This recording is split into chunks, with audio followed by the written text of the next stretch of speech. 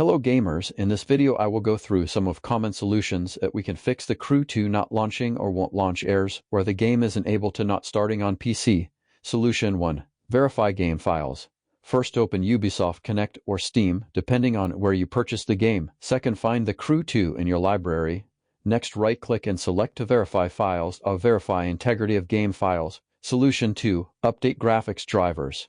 Visit your graphics card manufacturer's website, NVIDIA, AMD, or Intel, download and install the latest drivers for your specific GPU model. Solution 3. Run as administrator. Right-click the Crew 2 executable or shortcut. Select to run as administrator. Solution 4. Disable full-screen optimizations. Right-click the Crew 2 executable. Go to Properties Compatibility. Check Disable full-screen optimizations. Solution 5.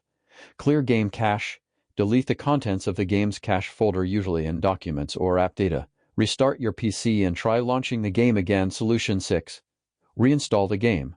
If all the fails, uninstall the Crew 2, restart your PC.